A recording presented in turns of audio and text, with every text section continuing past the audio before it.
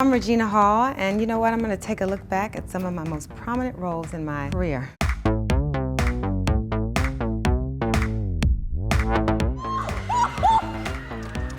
I'm having a heart attack. Damn, this is some scary shit. The first scary movie, I got a script from my agent and I auditioned 4 times to get that part. But I was excited because I was a huge fan of the Wayans, and Keenan Ivory Wayans was directing it, and I was like, this is it, this is it.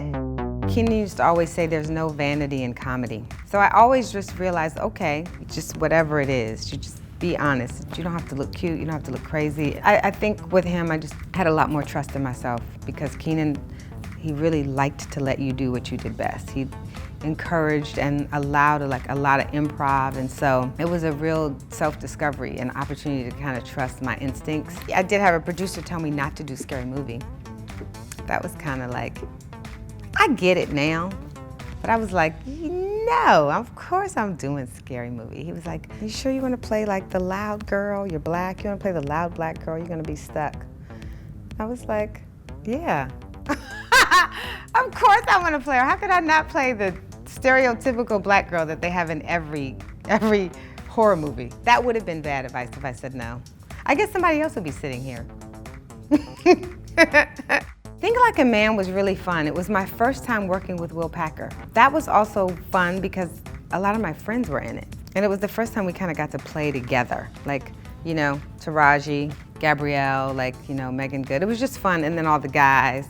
It was the first, not the first time Kevin and I worked together, actually. Kevin and I did 3 films together before we actually did About Last Night, where we actually physically were in scenes together. You know, I had, you know, enjoyed the original and really, more importantly, you know, the play, and David Mamet's such a great playwright. So I think we were just like, oh gosh, we got to do justice to a playwright's work. Kevin and I had never really gotten to play off of each other and like riff together, so we just, you know, that was great because I got to be outrageous and like unapologetically kind of raunchy. That was hard for my mother to watch.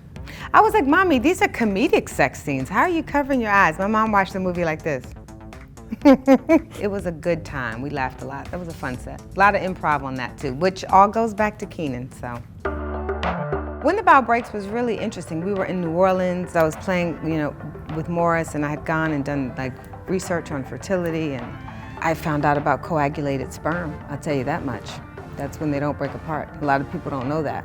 Listen, I'm still not the same, and that's been years. But the point is, the research on that was quite fun and interesting. Girls Trip was really great.